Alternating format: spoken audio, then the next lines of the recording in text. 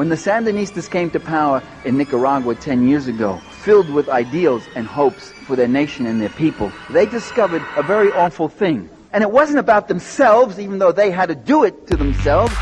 It was about that capitalist encirclement. They discovered that they needed a secret police. They discovered that they needed a security police.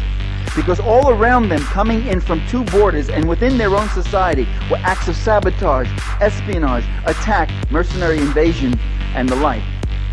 And they understood that if the revolution was going to survive, it would have to build up instruments of state power, instruments of coercion even. And these instruments, by the way, can make mistakes. And these instruments can not only make mistakes, they can commit some serious crimes.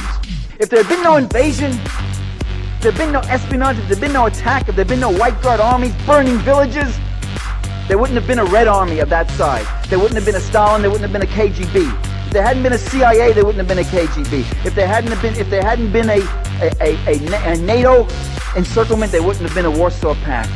And to lose sight of that fact is to lose sight of an essential force of what was going on over those 70 years, or 10 years. And if you want to know what the Soviet Union went through in its early years, just look at what Nicaragua went through in these 10 years, and then multiply that by 10. Every single one of those countries was targeted. They were targeted by missiles, they were targeted by acts of espionage, they were targeted by, as I say, economic embargo and all sorts of other forms of aggression. They were targeted by incredible propaganda barrages and the like. Unrelenting, unremitting. The most targeted socialist country in the world is not Nicaragua, was not Nicaragua.